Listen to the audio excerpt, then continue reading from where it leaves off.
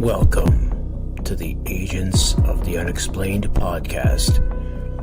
From a haunted abandoned asylum to Sasquatch lurking in the dark woods and watching you, and all things unexplained, here are the stories from outside our realm. With your host, Bill Rigby.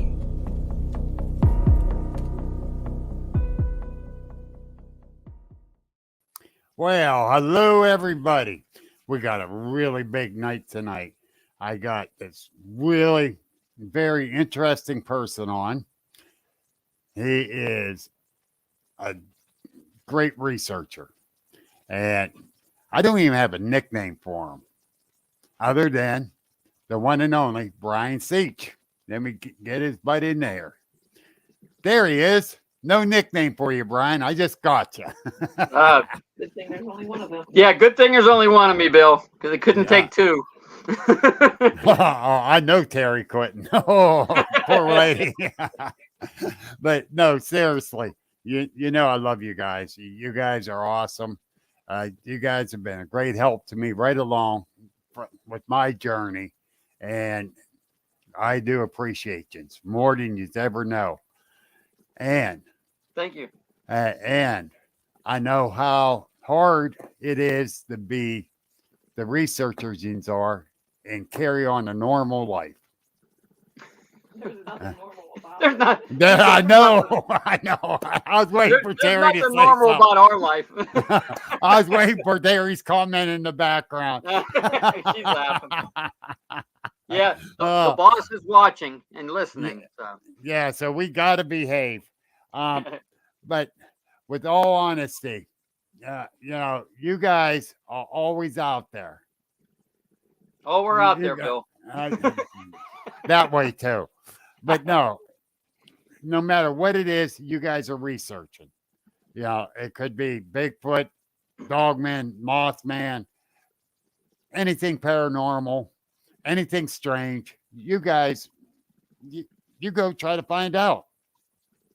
We now that you do. And you guys made a new move and you're doing something different now. Same thing, but different area, basically.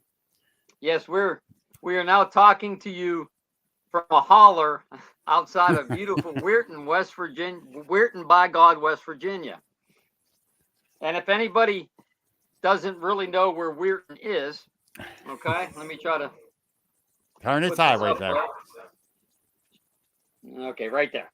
So we right basically there. Are right up on top here. This is hard to do when we're basically right up around there. Okay. We like to say we're on the tip of the middle finger of West Virginia. The panhandle, the northern panhandle. I noticed Terry kind of straightened you out on that. Yeah. He's watching, always watching, Bill. But with all honesty, you guys are doing a lot down there now, trying to, yeah. So explain what's going on. Well, basically, we moved down here in August 2021. This is now 23. Yep. And we have been trying to do our best here to try to pull the mysteries of the northern panhandle here. And it also consists of not just County where we live, but Brooke, Ohio, and Marshall County. Basically, the four counties, it's almost like the Bermuda Triangle down here. You just can't find. Right. It's very hard to pull reports out of here. It's very hard to pull some of the strange things. Now we're getting a little bit better at it. Last year you were there. We held Tomlinson Run Bigfoot Days, and we got a lot of people though.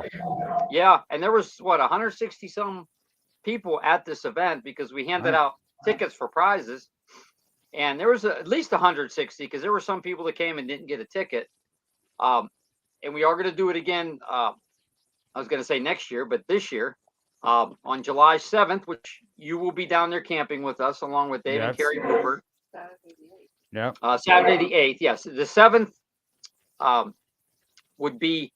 We're going to do a town hall down in the same place in the campground pavilion from about 6 to 7:30. We're going to try to have people come and talk about some of their Bigfoot sightings in the area, just a general talk. You'll be there. Dave and Carrie will be there. Yeah. Fred will come down. Fred Saluga, he'll be there. And then on the next day, which would be the 8th, we're going to do the Bigfoot Day from 1, we think, till 5. We're going to put it to 5 this year. And so far we have Fred and I are going to talk. Dave and Carrie Rupert are going to talk. Zach Moore, he's a ghost researcher out of Ohio. And there may Zach's be another one guy. added. Yeah, Zach. I've known Zach for a couple of years. He's a good investigator too. As is, we'll have some time in between. So we're looking forward to it. We really think we're really going to start to pull some more things out of here now. So it's fun. It's a challenge too. That and the terrain down here is a challenge. It's all mountainous, and that's why they call it the Mountain State, right? So we have a lot of challenges, but I think it's good. Fred calls this place. Fred Saluga calls it Wonka and the Chocolate Factory. Yes. Fred, that's the man there. Yeah. I got a lot of love and respect for him too. 72 years old, still investigating. Fred's been down here for about 12 years. So and he graced us with his presence last night at Mercer Lawrence County chapter meeting. And it was awesome to have him there. He got the people talking. He knows how to get them talking.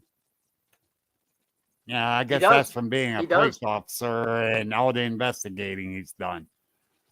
Yeah. So I'm looking forward to just sitting there watching him work the people at that round table thing on Friday night and see how he works them to get them to talk. He's really good at that. I went with Fred Paul Johnson on this. It was kind of a weird case in Pennsylvania where the lady claimed she was kind of, how do I say it, in a government experiment program. Okay. And we watched it. I was already going to say anything. Okay. I was just going to observe Paul and Fred. And I just watched Fred. He came into that, sat down. He scanned that whole kitchen and as we were walking in the living room, probably in about 30 seconds, he looked at every picture, he looked at everything, and he started asking questions about it.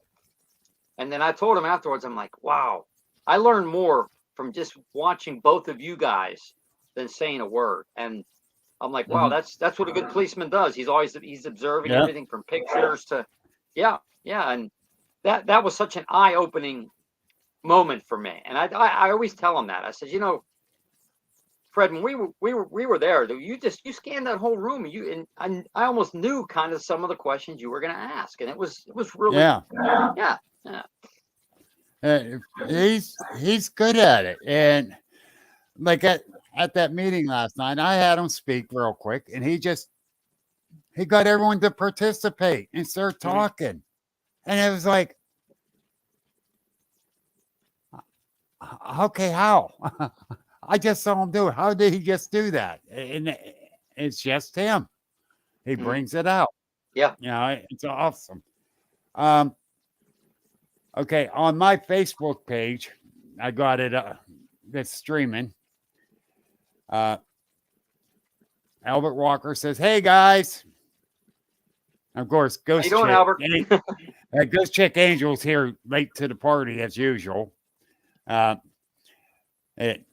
And Patty Frey, you better watch it. His wife's raped by him. And she goes, "Hello, fellas. Oh, look at Brian. He's so cute. You're supposed to be asking questions, not flirting, Patty." But no, Patty's one of our great people. and she's always messing with us. But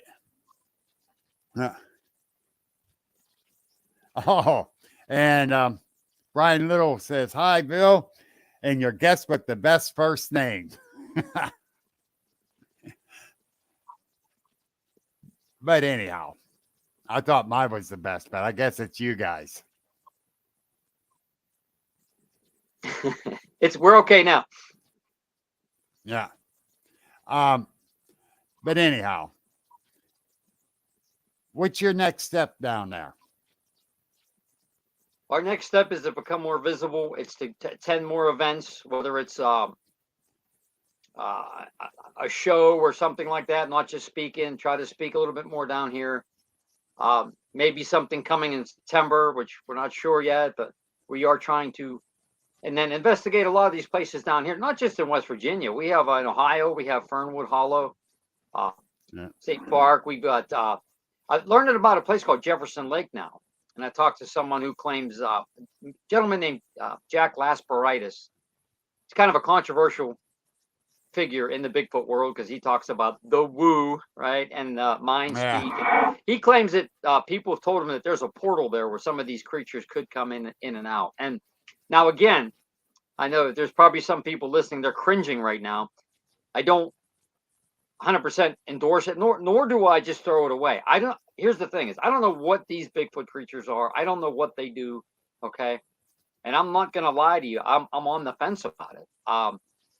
Probably maybe one of the reasons why we've not really ever been fully embraced by the Bigfoot community, because not just some of our possible views. So also, we research everything from winged entities to dogman to UFOs. We're doing frequencies with Jay and Jenny the last couple of years. So we encompass everything. We're not just, I never intended for our first organization, Q, just to be a Bigfoot only. Right. Way too many things out there other than just to talk about Bigfoot all the time. And that's why I created my own group. Yes. Because everyone knows I'm with the Pennsylvania Bigfoot Project. I'm the co-executive director now. But granted, Bigfoot's my number one thing I like, but there's so much more out there.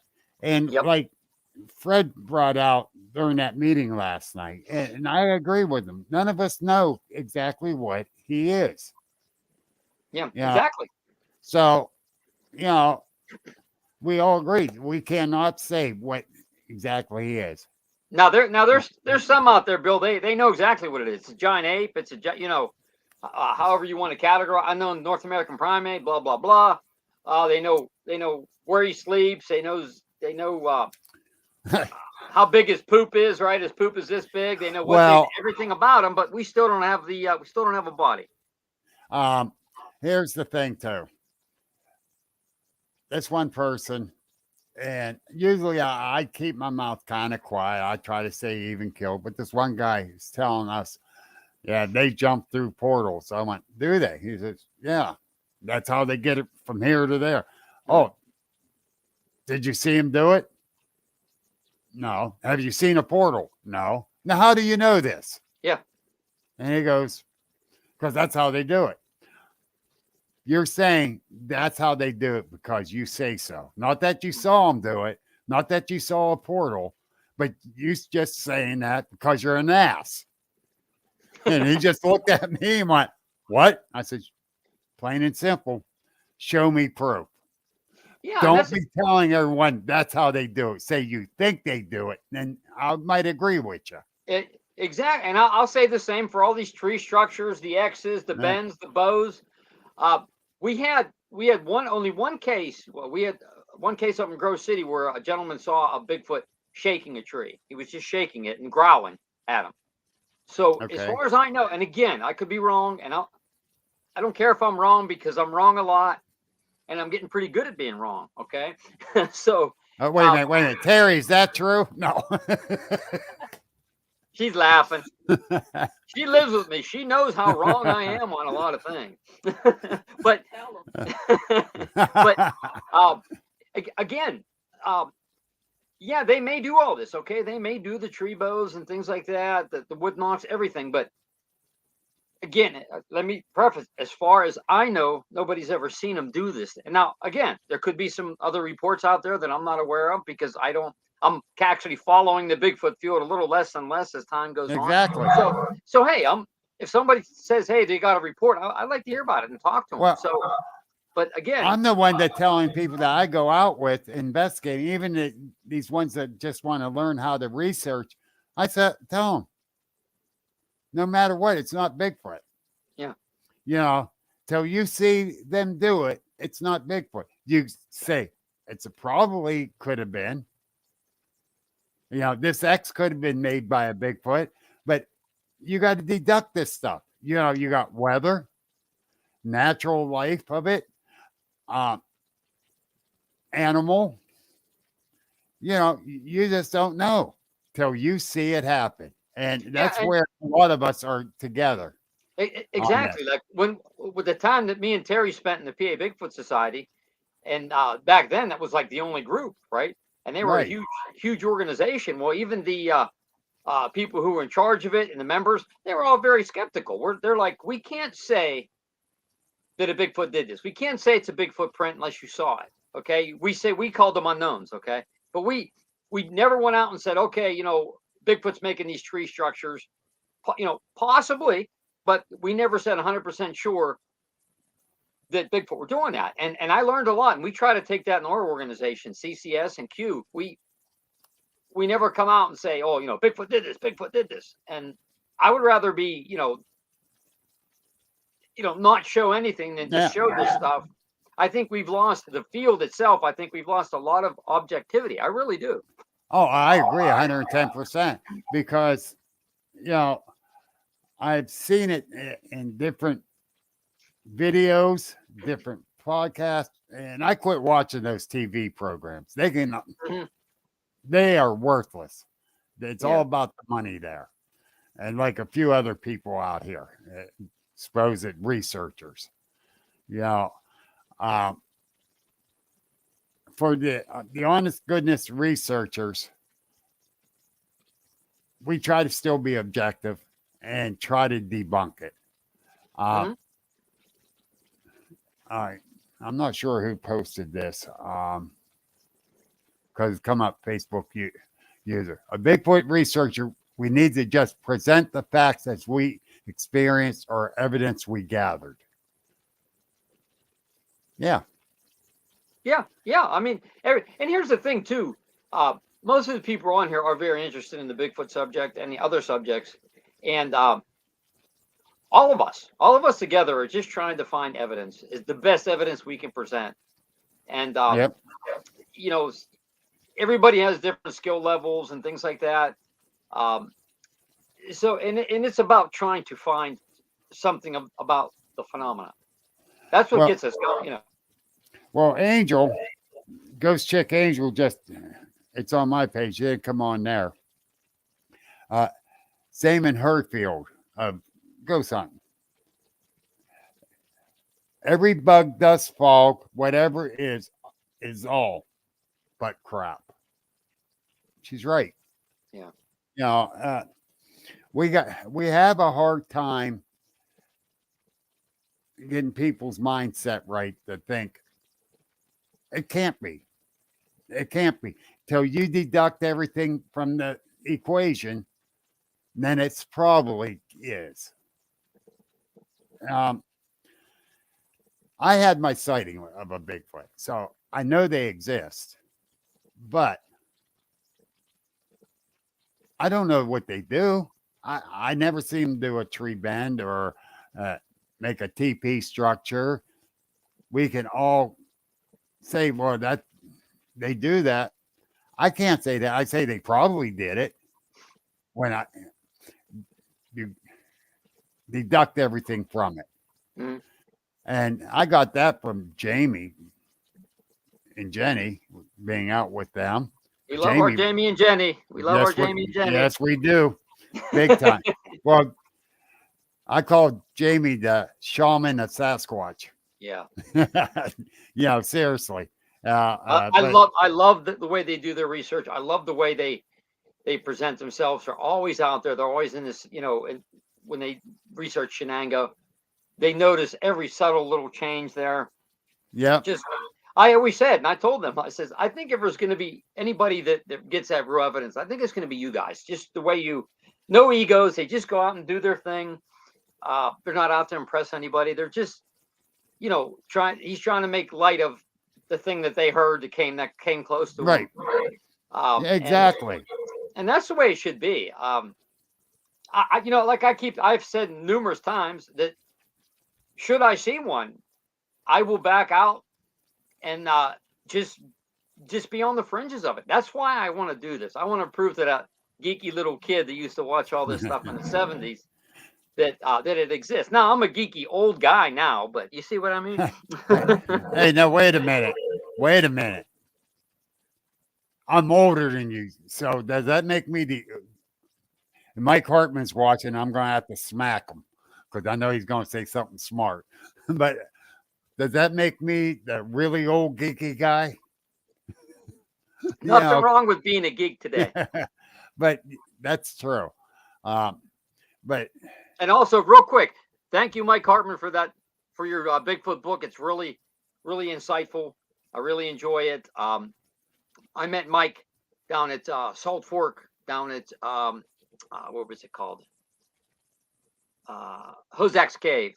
He was sitting. Yeah. He was outside of Hozak's Cave, and he showed me a print of a small juvenile. So I always high respect for you, Mike.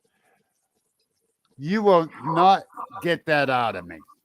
I will not say that on air because then people think I'm getting soft on Mike. No, Mike's my brother. I admit it. From another mother and father, thank God. But no, Mike is very intelligent about this. And he's very good at his research. I got nothing but respect for him too. Seriously, even though we dog each other out.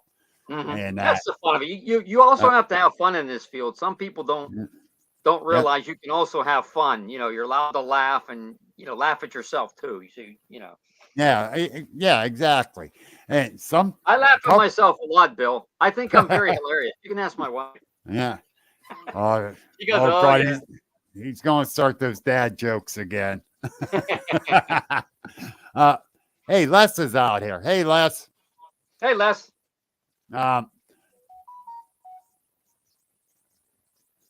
Someone just wrote, we all know you're a big softy, Bill Rigby. Oh, that's from Les. Oh, yeah, I know.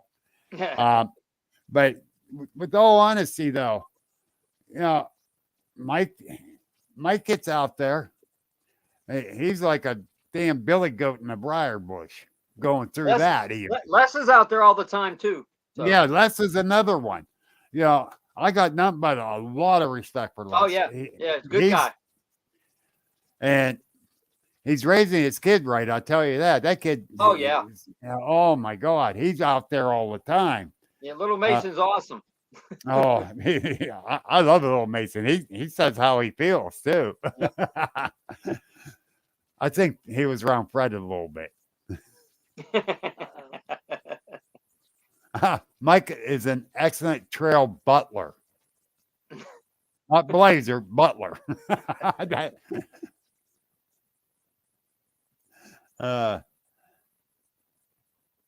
Yeah, we could. I've got coffee if that means anything. Got my Dr. Pepper. I'm happy.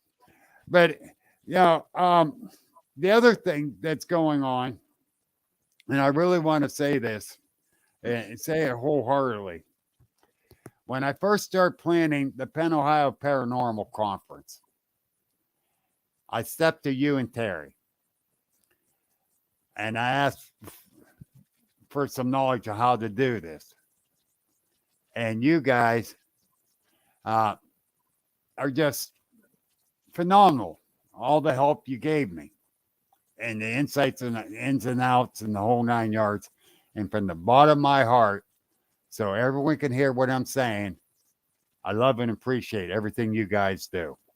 Oh, well, thank you. I tell you what, most of it's her. Most of it's her. I'm not gonna lie. She's done a lot of planning for the Butler Conference and some of the events that we've had. Yeah. It's a lot of work, as you are now knowing, right? Oh my God, I was yes. more on the. I always did more on trying to get some of the speaker part, and she basically did everything else. So she Yeah. deserves like 90% of the credit. But you guys have helped me so much. It's pathetic. You know, it was. I don't think I would have got this far with it. Seriously. Yeah, there's a lot to it. There's a lot. You can ask Dan Hagman about the Butler Conference. There's a lot to this. Yeah, and even Les. Yeah. Les also he does the Cheat Lake one, which and, I want to come down to this year. Go ahead. I really want to come down to Cheat Lake this year. Even I don't know if I'm going to come down as a vendor or just to come down yet, but I really want to come down there. I saw pictures of the last one. I went, man, I should have been there.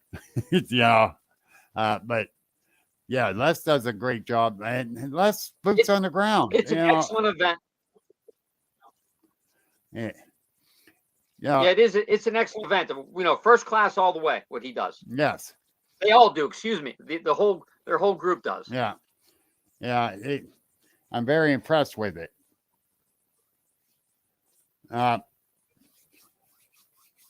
Now, Ron Howell wants that Cheat Lake shared on his page too.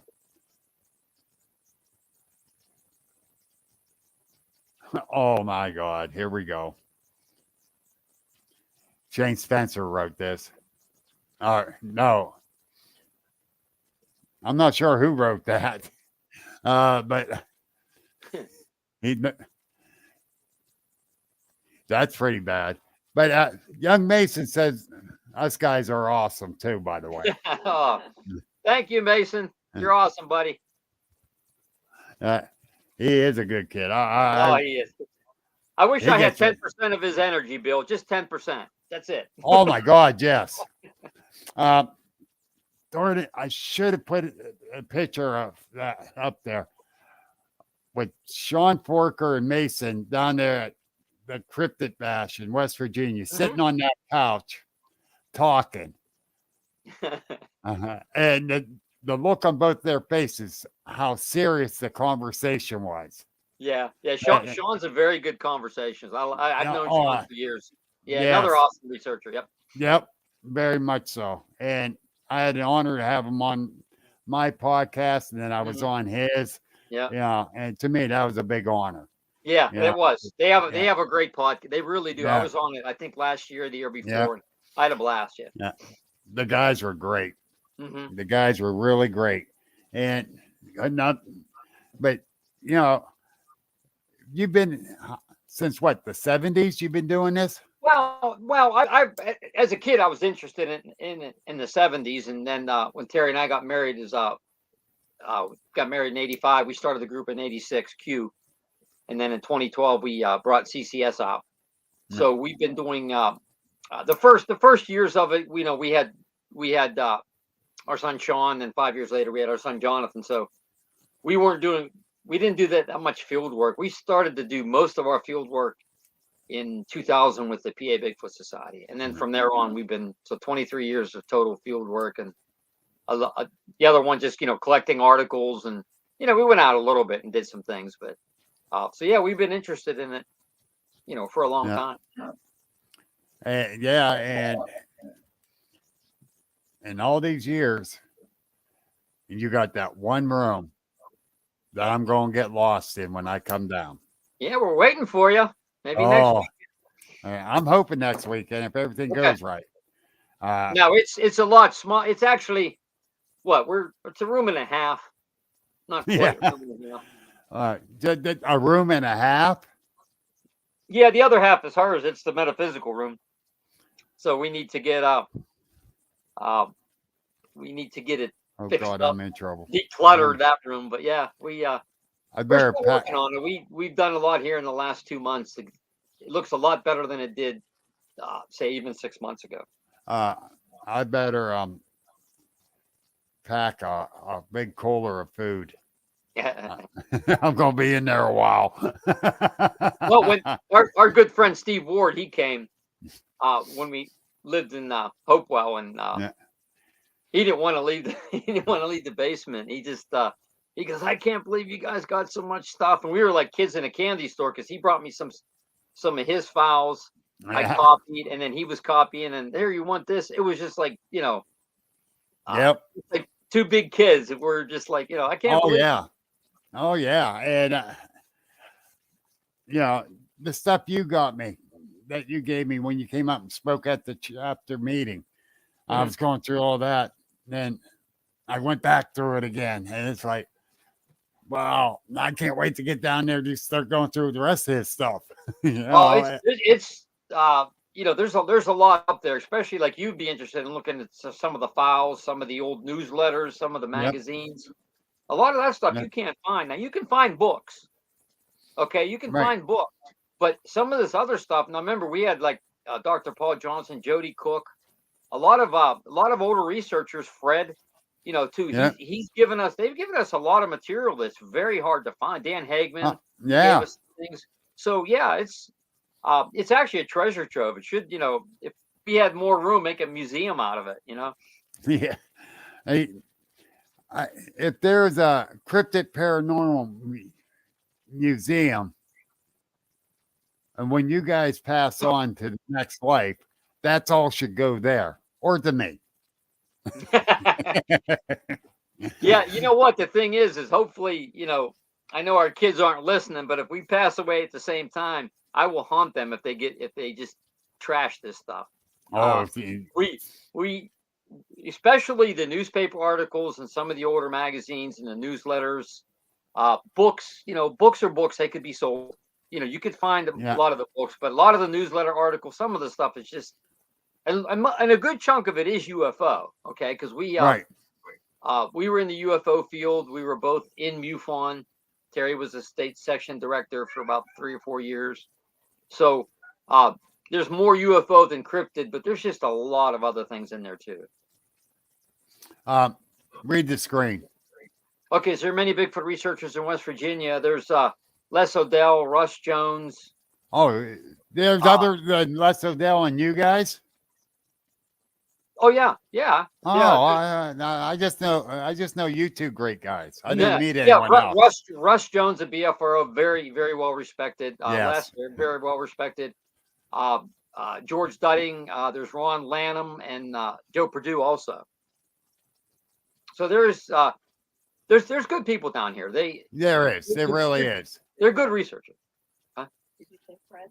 And then Fred, obviously Fred. I forgot Fred. I assume, yeah. Sorry, I didn't. I mean, yeah, Fred too. I mean, he's been down here so long. I also consider Fred from PA too, just like me.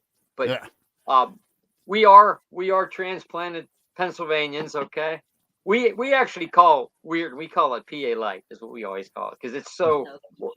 That's what I call it. That's what I call it. And we're only about 5 or 7 miles from the border of PA. Yeah. When you guys come up and did the chapter meeting, then you messaged when you got home. I went, already? But yeah, it's not that far. Yeah. We had a good time there. Not with Speed Racer over here. She, Hey. I think nice. and she likes hitting deer too. Uh-oh. Oh, I got a dirty look on that one. Hey, all right. 2 things. You need to say hi to these two. Jamie King says, hi, guys. Oh, Jamie and Jenny. Yeah. Hi. And Sean Porker is watching. Oh, hey, Sean. How you doing, buddy? So now we got to be on our good behaviors. Uh-oh. Don't want to make Sean mad. Or never Jamie. have me on again, huh, Sean? Or Jamie. Hey, Sean was a big truck driver today. Oh, was he? Yeah, he sent me a picture. Oh, okay. Hi, Sarah Livingston Knight. Sarah's out there too. Okay. Hi, Sarah.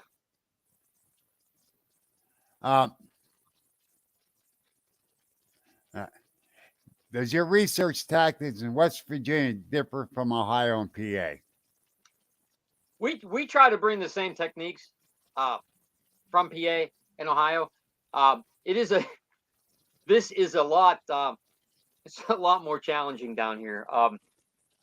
Just it's more mountainous, and this old guy's getting kind of old. So, but yeah, I mean, I think if you're researching a phenomena, you're researching the phenomena, the territory. You just have to, deal with it. But Yes. we try to use some of the same things. I would say, yeah. And Les called you West Penn, Ohio. West Penn, Ohio, yeah. Yep. Basically, yeah, that's you. Yeah, we basically do. We call it the tri-state triangle. Basically, it's the 4 counties in West Virginia, and then we do Ohio. We're going to focus a little bit more on Jefferson County, and then Columbiana County, which we've done a lot of research in Beaver Creek, and then of course where we grew up, Beaver County, and then also Washington County is also close to us. So there's just we're kind of changing modes a little bit. We're still going to do PA, but we still, we're close to Ohio now, so we want to do more in Ohio too. Are you sure that was a Pennsylvania deer, not an Ohio deer? That was a PA deer. Yeah, I think he was angry we left PA. You should have picked up the tail and see if it had the big O back there. So are you sure? No. I don't know. All I saw was like fur. I actually looked down at my phone the minute she hit it, and I heard a scream, and then the minute she hit it, and I don't know if it just rolled off to my side somewhere, and it just happened so quick. Yeah. Yeah, it does. Okay. 2 more things. Okay. Mary Fabian says hi. Hi, Mary. And Jamie King has this question, and it's a good one. And because I'm going to chime in on my end of it on this question. What's the biggest evolution you noticed within yourself over the years in regards to your research? Oh, that's a fantastic question, and it actually it actually ties into Jamie. When we met Jamie and Jenny, and they started talking a lot about frequencies. Okay, so we've actually changed now. We watch a lot on TV. I listen to a lot of frequencies. We actually have a little side project called LAE, Light Anomaly Exploration, and we're trying to use frequencies to see if it kind of interacts with some of these light spheres and things like that. So my biggest thing is it's almost kind of like going away from Bigfoot a little bit and going into all the other great mysteries out there, metaphysics. I mean, there's so much out there, guys. There's so much out there to learn. And I kind of wish that I didn't spend as much time on Bigfoot. And I know that's heresy to some people, which is fine. But there's so many other different things. And, I'm getting older. I'm not going to be around forever. And you're not? So we want to try. No. And unless Terry, I don't know. If I go first, maybe she'll stuff me and put me in a corner or something. I don't know. Nah, I don't think she does. She says you're going to start stinking. But that's what I do believe. I believe that just in the metaphysical side too, there's just so many things to learn. And I wish I would have started years ago on that side of it. I really do. I agree with you. I agree. I started late in time on this journey. I really did. And a good friend of mine, 40+ year friend, he said he'd never seen me embrace something as much as I did this. He says that you should have started it years ago. And I agree with him. From watching you guys, and I call Jamie my mentor, okay? Oh, yeah. I'm being dead honest. I've learned a lot from them guys. Both of us, we've learned so much from them guys. I see how I research changed because of you guys and what to do. And Mary Fabian too. Mary has helped me a hell of a lot too. I'm not going to deny it. She's helped us a lot too. And I know you're listening, Mary. We thank you for all you do. You share reports, you share everything freely. So thank you for what you do. we just, you know, Jamie said something the other night. He's so happy to watch how I grow in this Yes. field that I'm doing. And so that got me thinking, you know, when you open up your mind and open up the good vibrations, Yes. a lot more will come and you learn a lot more. And I got that from Jamie and Jenny, from you and Terry, and even Mary. Shh, don't tell her I said that. Don't talk about the woo, Bill. just teasing Mary. No, we're not. She knows I tease her all the time. I know. So do I. And also, like what I would like to say about Terry too. Terry talked about vibrations probably over 10 years ago, even before we met Jamie and Jenny. And she says, what if, and she had said, what if these creatures, I'm talking Bigfoot in this particular case, what if they had their own vibration and our vibration doesn't match it, so we can't maybe see them? Okay, again, we don't want to go say woo or anything, but maybe it is something. What is somebody saying woo or something? Mary go woo. She's on the woo train. But I mean, again, guys, I don't know. We just don't know. So to entertain that idea, I don't think is heresy. I don't think it's horrible. Mary is closet woo. So good one, Les. But yeah, so maybe there's something to it. Maybe, like, Terry works at an eye doctor. What if there's something in your, maybe in your eyes that certain people can see something whereas other people can't. Maybe it is a vibrational thing. I don't know. I just don't know. Yeah. Okay? Yeah. Everything does have a vibration, including a stone. Yeah. And so,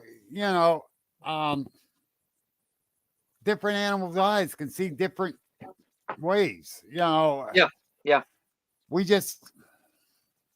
That's a whole nother ball of wax right there. We're going down that tube, And maybe some of these other creatures too, say your Mothman's, your dog man, maybe they're even on a different light spectrum, and you can occasionally you get a glimpse. Again, just throwing it out there. I mean, I'm not saying yay, I'm not saying nay. Our organizations, we always wanted to do things that were different from other groups. I don't want to say we were like pioneers, but we've used everything from singing bowls. We use vibrations for Bigfoot, and for some of these UFOs, we've used infrared for Bigfoot, for UFOs up in the sky, everything. I think what you do is we try different things. We don't tell most people what some of these different things we do, because you get laughed at by the mainstream. Yeah. But you know what? We always say the worst thing that can happen is nothing, unless we have, with these frequencies, we open up a portal and get sucked in. But yes, hey, exactly. That's a chance you got to take, Bill. Yeah, and either you agree with me, you disagree with me, but if you're keeping an open mind about the whole situation, about the vibrations, about even the woo, you got to keep an open mind on that. Yeah, and that doesn't mean you believe in it either. It just means it may be possible. And here's the thing, guys, if we're wrong, we're wrong. Okay. Yep. Who cares? I mean, really, who cares when it gets down to it? If I'm wrong, I mean, like I says, I'm getting really good at it these last couple months. So. Wait till you get my age, you get real good at it. But honesty, that's what it's all about, is trial and error too, to try this stuff. And you guys have been out there trying it. And even with the Dogman phenomena, Bill, and we're going to be talking, Terry and I, on the Shenango Valley werewolf phenomena at your conference. I think we go on first. I think, right? I think we go on first. Yeah, you guys go on first. And what it is, I won't say too much because I want to leave most of it but this is a phenomena, kind of like almost like layers of an onion. You peel it, and there's another layer. God, yes. So many things that form this Shenango Valley werewolf phenomena that I don't know what it is. I mean, we just don't know what it is. And, we have a presentation on that. And I'm looking forward to this one. I'm really looking forward to this one because, again, we lived in Mercer for 3 years. Yeah. We lived in Grove City for 3 years. And we didn't hear about it then. We heard about it afterwards through one of Linda Godfrey's books, Right. The American Werewolf.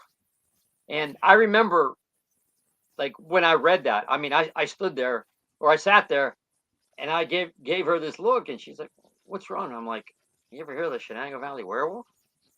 And she's like, "No." And we lived there. And this is the interesting thing about, you can live in an area, and if you're not into this at all, there's some people that talk about it, some people that don't, and all of a sudden it's a legend, and sometimes it grows, and there's other parts of this legend that just get going to this big ball, and it really changed my mind when I'm Yeah. like, she's like, "What are we doing? Well- Werewolves?" Well, that's the other thing too, is that, I go, my neighbors think I'm crazy. They must, but they know I'm into Bigfoot. They know I'm doing all this other stuff.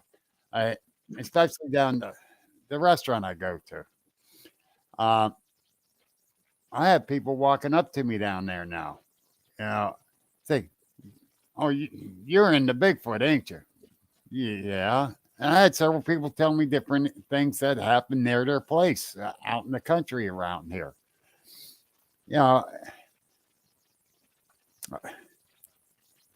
I like being known that they can come and talk to me about it. I'm very happy about that. I'm glad they feel comfortable enough to talk to me. That's the key. That's the key.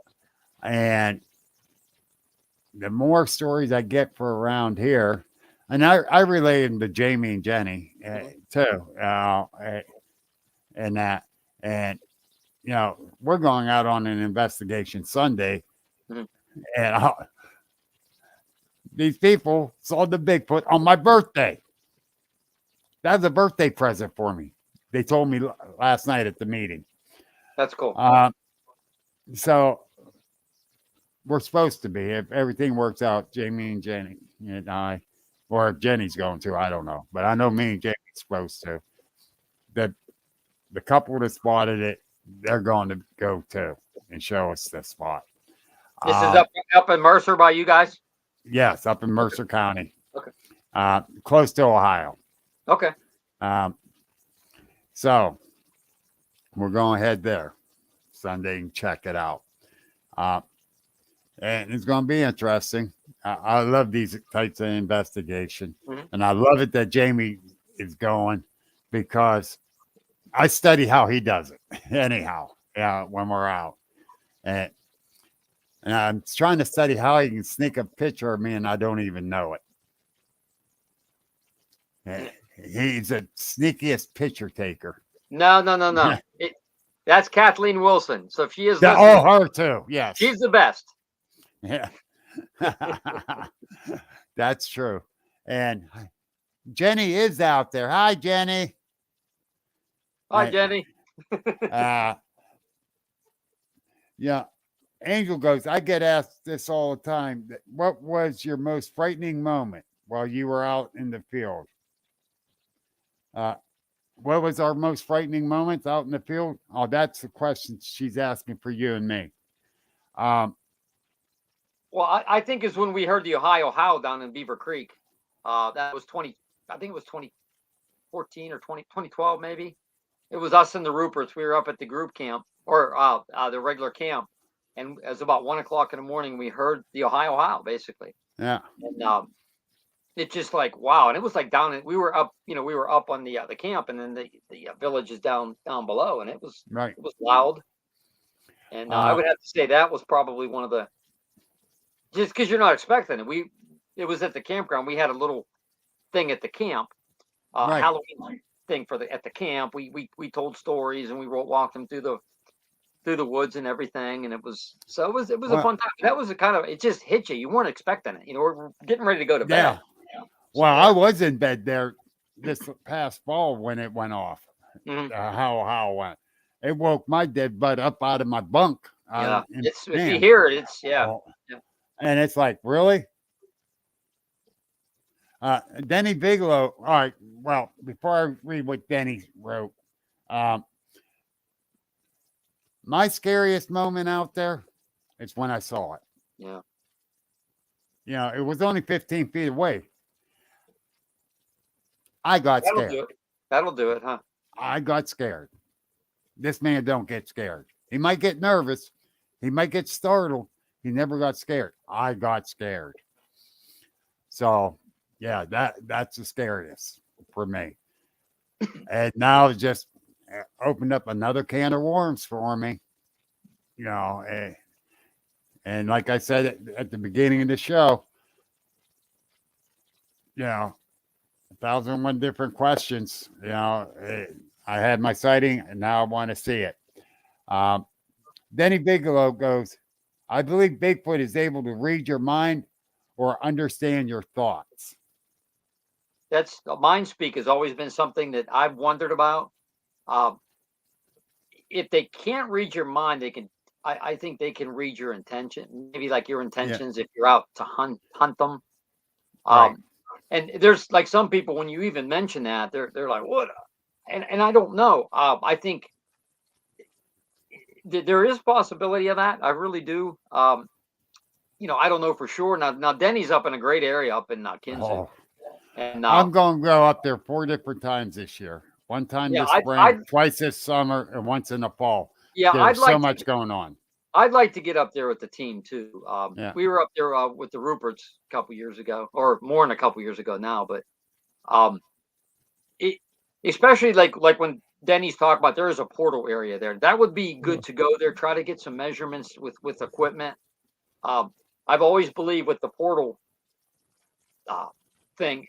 Is there some kind of an energy in certain areas that opens, and maybe something can come through it and go back through it? I'm not even saying just Bigfoot, all kinds of entities. So Right. Is there a transference of energy when these things open? Now, we tried that down several times down Beaver Creek. We didn't get any measurements, but again, that's how we would approach that. I kind of got to agree with you. It's just crazy because it got to be some kind of energy that caused that to open up. You would think, again, I'm not 100% sure, but I mean, or does it just naturally free flowing energy that sometimes, I don't know. I mean, it's a lot of it's just speculation. Okay. I mean, I'm being honest.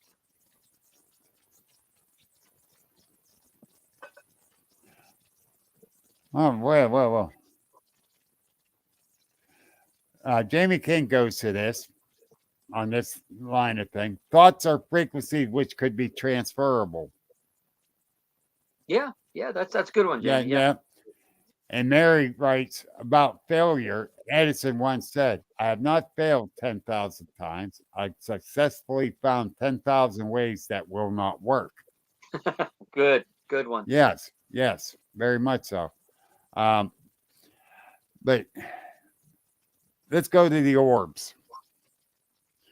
Let me dwell a little bit on it, and tell you what we found out when me and Mary was up in New York. Now, I saw those orbs at Salt Fork. You and me saw those pictures down there at Gretchen Fest that gentleman had. Mm-hmm. And I refer to them a lot. All those faces in them, except for that one, was so demonic looking. It was scary. Yeah, that was that guy in Ohio. Yeah. He gave me one, actually. I have one of them somewhere, but yeah. Oh, really? Okay. Yeah. But then me and Mary saw these orbs up there in New York, and we kind of debunked what they were. Okay. And I was the first one to say it, and Mary, when we got back, she did more research. These orbs were pressure released natural gas coming off the gas line, coming down and floating down the hill. And I'm the one that first said it, and the guy that's researching that area argued with me about it.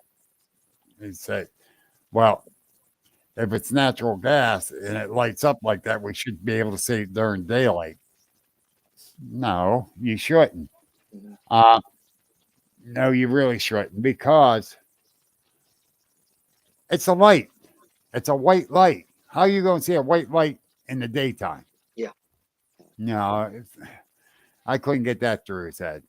And because he's so fixated at them being there every night. Hmm. And the orbs I've seen did not stay in just one area. Mm. But it was coming down the gas line area where the gas line was at, not, natural gas pipeline. Hmm. So I can debunk that one. But the one at Salt Fork, no way in hell can I debunk it. Yeah, the same like at Livermore when we went there twice and we saw them. The one was coming down the trail. It was a bike trail or hiking trail, and it was bobbing up and down, and it was weird. We saw it with our eyes, but when we put up the camcorders and stuff, it just didn't register, and Yeah. we started to walk toward it, and it just disappeared. I don't know what it was. I mean, uh, are these like an earth energy type thing? Are they a sentient being even? We start researching that because Bigfoot researchers has started to say, hey, was out on a Bigfoot field investigation, and we're seeing these lights. We Hmm. call them light spheres. Some people call them orbs, but so I mean, what are they? I mean, energy sentient beings? I just don't know. Or natural Earth phenomena, natural Earth energies. We don't know. Here we go. What Les said, and I agree. Uh, yeah, that's very highly possible too, Les, Hmm. because of the gases. Yeah, Um, and fog that's why gases, we. right? Yeah. But you know, Jay Fauch did something this few months back when he was at Corky's research area. Some orbs showed up, and he put the thermal on it. Hmm. The orbs were not hot. Okay. You think some sort of energy will produce a little bit of heat. These were colder than the air around it. Wow. Wow. Okay. So That's interesting. that is interesting, and we talked about it. And we talked to a gentleman who saw one years ago when he was a kid up in Kennerdale along the river, Right. and he said this thing was almost like it was luminous. It was coming up the river. He said, but it did not cast light on the river. Wow. Weird. I can't explain it. Again, there's so much research to be done in this. Oh yes. We're still in the infancy, but a lot more people are starting to take notice. And I'm not saying that these orbs or whatever are a direct result of a Bigfoot phenomena or anything, but occasionally, not all the time, especially not all the time, occasionally they are being seen in conjunction with the Bigfoot in the area before or after. Now that's what the sightings say. I mean, take that Well, as you will. I mean, we heard a whoop before we saw those orbs at Salt Fork. Okay, and the whoop was over this way. The orbs were over this way. Are they connected somehow? I don't know. yeah, we don't know, and that's fine I to don't say know. that. It's I don't know. I think it's okay to say I don't know. I mean, I say it a lot, but I'd rather be honest with you than try to lie and try to push an agenda. It's like, hey, Right. It won't don't get know us nowhere. Mhm. That lying, try to push an agenda ain't going to get us nowhere Yeah. as researchers. And Jamie says, let's go back to Geneva Swamp. When, buddy? As soon as it gets warmer, we'll go. This is going to sound interesting. I got That to was be. that was interesting. Yeah, he can tell you too. I mean, we heard some, and he'll tell you we heard some splashing across, like almost like a plump, plump, something was being thrown in the water the uh across the other shore, and he Mhm. actually did see uh a light in the sky, and he got a video of it. Sweet. Sweet. Yeah, we'll do that, Jamie. We'll get a bunch of us and we'll go up there. Yeah.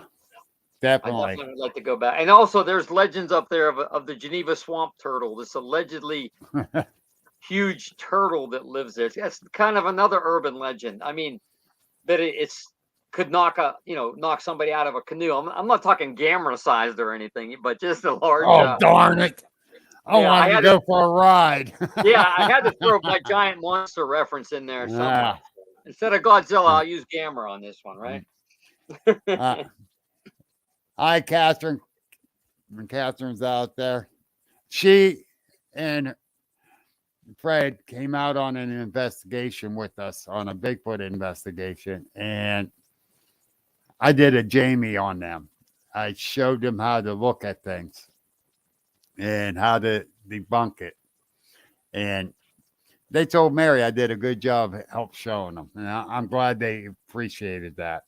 Yeah, I think if everything you just look at it with an objective eye, definitely not everything's Bigfoot. I think if there's something strange, you note it, maybe take pictures, things like that. If there's a lot of different phenomena in one area, then you're thinking, maybe. But just a bent over tree or something. I mean, I'm not, I'll take a picture of it and note it. Don't get me wrong, but Yeah. That's the thing. Well, thanks, Les, for that. Yeah. Wait. This one in Venango County was white also. The ones I saw at Salt Fork, there were 3 of them together. Mm-hmm. And you can see them moving around and through trees. And I do mean they went through a tree. Yeah, you hear that? But they were way out. But they wasn't casting a big light on anything. Yeah. Again, that's what makes it, that phenomena, could it be an earth energy type thing? I just, some of them, I talked to people who said, some of them almost look like they're sentient, almost look like they're searching or doing something, not just random. So it is weird. No, I don't know who posted that. Because it came up Facebook user on here. Thank you, Facebook. But said that it was at Beaver Creek and saw some cool orbs. What was interesting was not everyone could see them, even though we were looking in the same area. Mm-hmm. And a lot of times also, some of these orbs, they're just not like towards the ground. You see them flying in the air and everything too. So it's not just like a ground phenomena or maybe along a gas line. Some of them are up high in the sky too. So, slash UAP, UFO, whatever your term is. So Well, Nikki Pollard, yeah, it was actually her sighting we went and checked out. And now she's one of our chapter leads for the Pennsylvania Bigfoot Project. And she saw an orb, but it was up over a tree, up moving around erratically. So, if someone says they seen an orb and it's going like a straight line, that's probably dew on a cobweb. Not all things are orbs. And, and I believe Ghost Chick Angel has debunked more orbs than anybody. Mm-hmm. Because of that. Mary writes, Brian, have you or anyone tried to take EMF readings from the light anomalies?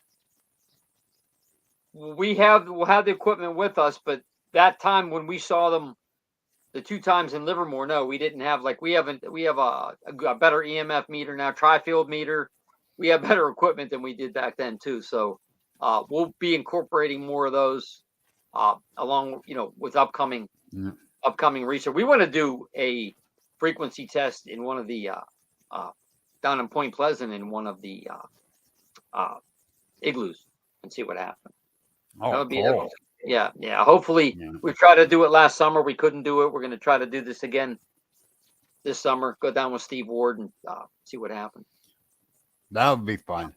Yeah, that would be fun. Fun and interesting. No, that's the thing. You guys try anything. Just why not? see. Here's the thing. Why not? why not? This is what we kind of encourage people. Do your thing. Don't, and if you think it's too wild, don't tell anybody. Just do it. All as far as like Bigfoot, all the beating on trees and the whooping. I mean, if these things are truly out there, they're gonna say, "Oh God, not these Bigfooters again." But like us, we use whale calls down in Beaver Creek. Now people are thinking, "What crazy person's going to use whale calls?" Well, it was something that wasn't tried before, and we're talking. We did this about 5 or 6 years before Finding Bigfoot did up in Kinzoo. They acted like this was new, Right. With singing bowls, another thing Terry's used down at Salt Fork, Beaver Creek. You're getting that high pitched hum going through the valleys and things like that. Yes. And so, could that spark some? The idea on a lot of these experiments, especially like some of the things you do with Bigfoot, you're doing this to draw them to you because you're not. You sit stationary. You do something. Draw them to you instead of you looking for them because you're not going to find them. I mean, I just believe, we make too much noise. They know we're coming. And you're not really, it would be by accident, I think, if you found them that way, but they will come to you. Yes. If Bigfoot ever is found, I do believe it's going to be their curiosity that gets them in trouble. I agree. I really think. I agree. My friend Robert Gill just posted on my Facebook page in this. He goes, guys, I had an experience down here in Armstrong County this past summer, right on the Allegheny River. Now, he's been 4 years clean of drugs. Okay. So I believe this story. He goes, in Armstrong County this past summer, right on the Allegheny River, I was in my dump truck riding on Tartown Road coming out of Adrian, PA. It was dark. The sun just went down. I heard something big and bipedal running alongside my dump truck. I had my windows down. This thing came out on the road 10 feet away or less. I heard it breathing and smacking the road against the road as it ran and tried to catch up with me. I'd seen a silhouette, but that's all. But I was doing at least 40 miles an hour and was effing scared. Yes. That's the thing for all these skeptics that laugh at this phenomena. Okay. And there's a lot, Bill, you've dealt with them. I've dealt with them. It's funny until you see something. Then all of a sudden it's not funny anymore. I do believe that there is something out there. I don't know how, the what's or the whys. There's got to be something out there. There's too many people that come to all of us researchers as a collective to not be something there. There's something to it. Here, we live in a society. We live in kind of like a society that the news is only like a day or a half less. Somebody dies, a celebrity dies, boom, everything's on Facebook, it's on the news, boom, cycle's over, right?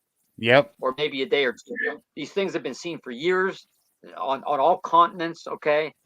Yes. If this was bad, if there was nothing to it, this phenomena would die. None of these phenomena are dying, guys. They're continuous. Exactly. So, yes. Exactly. And that's where, I agree 103,000%. These things are not dying off. They're not. And let's say if somebody says, well, if they debunk the Patterson film, do you still believe in Bigfoot? I'm like, yeah. Because the sightings haven't stopped. And everywhere they haven't stopped. People are seeing things that shouldn't be there. This thing should not be there according to science, okay? Somehow people are seeing Wait a minute. Hold it. I'm not saying according to science because of the brainwashing they keep trying to feed us. Yeah. Okay. I'm going that route with it. Not science, the brainwashing. Yeah. Because, there's a lot of brainwashing going on. Yes. Yeah. And not just in the cryptid and paranormal world. It's everything. Everything. Yeah. So, I always believed in stuff. I saw a UFO when I was a teenager. Yeah, we've seen several. We've had UFOs up here just November, I think it was, and I had several reports on it. That's the thing. I didn't get to see it, but I had pictures sent to me. I had people reporting from different areas of town, seeing it about the same area. Everyone saw it. And what was really weird, a lady from Lisbon messaged me and saying, that one picture looks like the one I saw. Where are you at? She said, down there in Columbiana County. Oh, yeah? Show me the picture. And she sent me the picture. And I showed it to the one guy that messaged me about it. I sent it to him in a private message. That's the same thing I saw. I went, okay. And I wrote back to her. I said, that's the same thing they saw here. So you saw it here in Sharon? She says, no, I'm down here in Columbiana County. I saw it Friday night. And this was Sunday night. This happened here in Sharon. Oh, okay. So, okay. Well, the UFO, they're here. They're here. UFO, the UFO / now UAP phenomena is really picking up steam since several years ago. They admitted, hey, we've still been doing research. Now there's a new collective government thing is going to be looking at them. NASA also now. So there's a lot of things that could be coming out in these next couple of years. If you're a UFO researcher, this is one of the most exciting times ever. Yes, it is.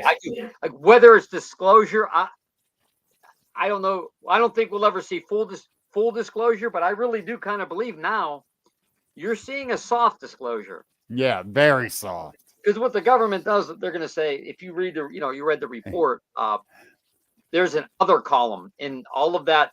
It could be this other. Always look in the other. So yes. The government will say, we're not saying that there's UFOs, but we're not saying there isn't, because look at this. They always have an escape clause when the government says something. They say, look over here while we're doing this over here. Look over there. So it's always, what I say is the government operates in a gray area. A gray area. You're not lying. You're not telling the truth. A lot of things are in life too. In life, they're in that gray area. There's two sides to every story. Then there's the truth, right? Yep. All right.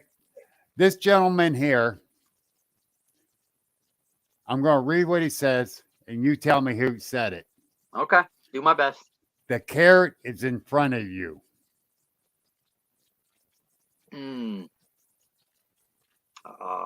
Don't get it wrong. The carrot is in front of you. Give me a hint. You give me a hint. Fred. Oh, Fred. Hey, Fred.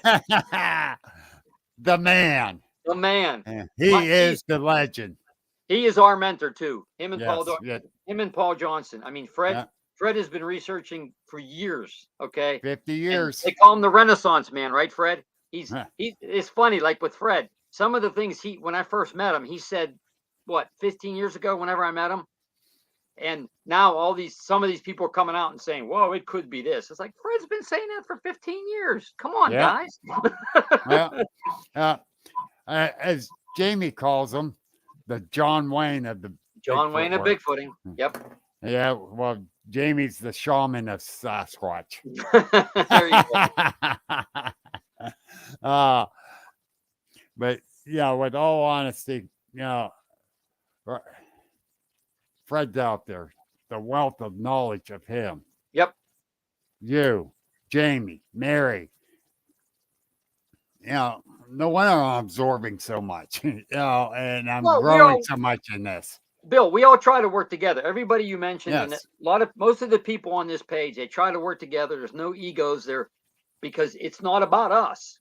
Exactly. It's about the phenomena. That's why, certain ones of us don't get along with certain other of the crowds, because it's for some of them, it's more ego. It's more about their own personal gain. For us, for all of us, collective, it's about getting to the bottom of the mystery. It is. It is.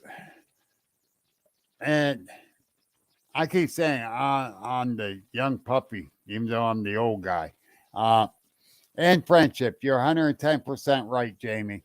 110% right. Friendship too. Exactly. I tell you, I'm blessed. It's not me. Terry and I are blessed. The amount of good people we've met. we've met in this, because Same here. it's been a great journey.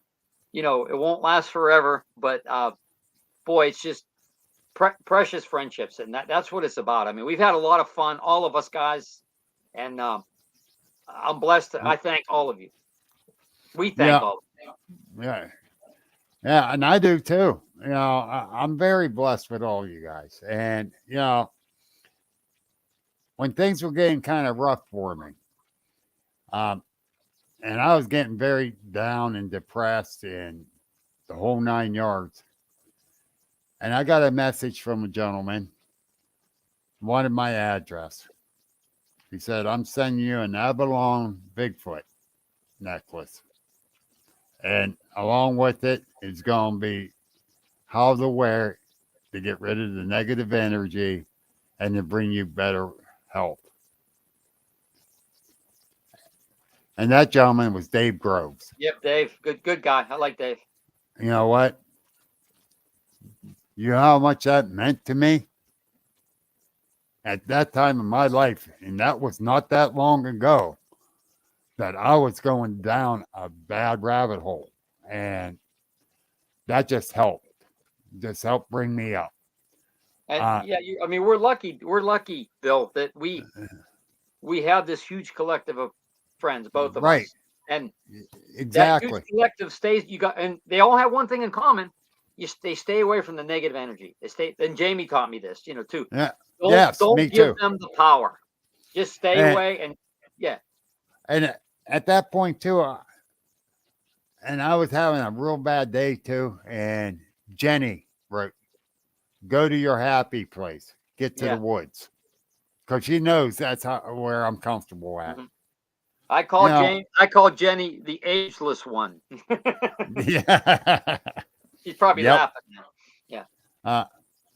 But yeah, and oh my goodness, the love of my life's out there. Hi, baby doll. Beth's out here. Oh, Uh, tell her we said hi. She heard you. She's watching. Okay. Yeah. Jamie says we are really lucky to have such great people around all of us, and that's true. Yes, we are. exactly, You know. And yes, I'm the young one of the group, and learning all this and trying to absorb it all. But I found a great bunch of people, and I'm very appreciative of it. And I'm so glad you guys are part of it. Mm-hmm. I really Same am. here, Yeah. We've done. I come a long ways in a few years. I really have. I know I have, and oh, definitely. I'm not patting myself on the back. I'm just happy I've come this far, because I didn't think I'd ever move this far along yet. Mm-hmm. No, because I'm still learning, and I'm going to be learning we every day. all are. Yeah. Everybody on this page will tell you the same thing. We're all learning, and that's what we're supposed to do, right? We're supposed to evolve as people. We're supposed to learn as much as we can about everything, not just about Bigfoot, about everything. Right. Not even the paranormal too. You're supposed to always learn and grow, and I think pretty much everybody on here it does. Yeah, exactly. And I wish I could have the constant Jamie Jenny appeal. Yeah, you know what I mean by that. You know what I've always said? I've always said, Bill, and they're going to like this because I said it when I introduced them at the conference years ago. Everybody needs a Jamie and a Jenny in their lives. Okay, they know that. Yes, they do. That's from the heart. That's from the heart. Yes, they do, and I agree 110%. We're very fortunate to have people like them in our life, and they're willing to show and share. Mm-hmm. The thing about, like, with Mary Fabian's Pennsylvania Bigfoot Project, respect, learn, share, and be nice. That's it. I mean, we're all like you always say. We're all on our as far as in the paranormal Yeah. journey, we're all on a journey. We're all on a little bit separate paths. We all want certain things, and just Yeah. be kind to each other along the way. That's all. Exactly. Exactly. And you know, and then we're coming up in March with the Penn Ohio Paranormal Conference. You know, the lineup of speakers, I think it's pretty damn good. Yeah, it is. You know, the thing is that oh Jesus, I'll read what the angel said later. Oh jeez, but anyhow, with the paranormal conference, I got you and Terry. I got Jimmy Krug, Jamie and Jenny, Ed Kellerman, Dan Hagman, Mike Fallman. I got all the bases covered. All the bases covered. And I think I got a pretty top notch crew speaking. Now, you guys are awesome. All of you. You know, Yep. you know, Jamie says from his heart, thank you. No, thank you, Jamie. Um, Angel said she loves this group. I feel like everyone is eager to learn about new things, but that's not what I was reading earlier. Where did it go? I lost it. Oh, there it is. Be nice. Don't be a poop bubble. I guess she's talking about me.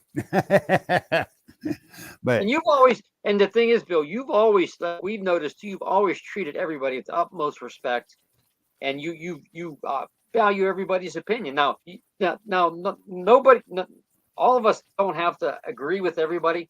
You just have to be civil and listen to other people, because they might. That's what I've always liked to do, because there might be that one person that says that one thing to you that kind of changes your path. And I will say, the one person who said something to me when he came over to my house, I first met him, and he came down to my basement. I was showing him the files, and I said, Tony Lavorne, I said, I'm getting a little burned out on Bigfoot. And he says, you can always start all over with something else. You can always change direction. You can always do something different. And something about when he said that just sparked something in me. It's like, you can always, and his words were, you can always reinvent yourself. And I was like, wow, dumbass me didn't think about that before. And I'm like, you can reinvent yourself 1,000 times. There's so much out there. Yep. Again, if you only like one subject, that's God bless you. That's your journey. Great, do it. When your subject is like everything else too, you want to know a lot. Do that. Do what makes you happy. As long as you're not out there hurting anybody, do what makes you happy.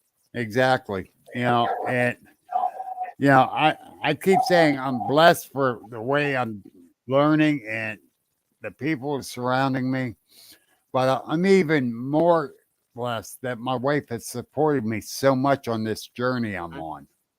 Same here. I couldn't have done it without her, believe me. Yeah. I mean, and she could have shot me years ago, right? Yep. She said, yep. Yeah. The thing is I don't know. She kind of looks like she wants to shoot me right now, so I don't know. Don't spill the coffee. Yeah, I did that before the show. So. I know. That's why I'm saying it. But so the support of the friends and your family helps so much during our researches. Like before, and I think it always helps too, Bill. Like your wife, Jamie and Jenny, Dave and Carrie Rupert. When couples who support each other, who are both interested in it, it helps out so much. Because if one's just interested and the other one has no interest at all, it could put like a strain too. So it's, you know what I mean? Well, like my wife says, she believes in me. She hasn't seen a Bigfoot, so you don't believe. So yeah. You know what? that's very honest. Until she sees one, then she'll believe. She's seen ghosts. She believes in ghosts. So, it's, everyone got different aspect of looking at this stuff. And I like how you look at the whole picture. You and Terry both. You try to absorb the whole picture of it. We do, and we learned a lot of that off of Fred too. He says a lot of this stuff is from the same tree. It's a lot of it is interconnected and intertwined. Believe it or not, I mean, it's like, but there's a lot of overlap in a lot of these things. But some people don't want to ever see that. But, no. So what did she say? Did Terry say something? No. Oh, okay. I thought she said something. No. She probably, the people with the tunnel vision are the worst. They are, they're closed-minded. That's it. It ain't happening. They ain't real. And people know who they are. You can figure it out pretty quick. I mean, once you listen to somebody, and again, they're on their own journey, and they're putting all their time and their effort. And so, I mean, who am I to say that they should do something different? That's their business. You wish them luck, really. Yeah. On their journey. So, the thing is that we on our journey now, and my journey changed a lot since me and Beth got married. And she'll tell you I've become different with this. And I'm more at ease with this journey. And it wasn't for her support. Like Mary asked me about getting up to New York if we can go that weekend. I said, I'm going to ask my wife and find out. No, because we were going up to Albion on the investigation at the time. And I said, then I'm not sure. Things got to align for us there. And when I got home, me and her talked about it. She said, yeah, you can go. Yeah. Why not? No, great. And so I was able to go to New York. She'll let me know what I can do and what I can't do if I got other things going on or whatever. She tries to keep me in line on that. For the home life, that is. For the rest, it's like, you're doing what? But, so the sport factor is a lot to all of us. Mm-hmm. That's basically what I'm getting at. Mm-hmm.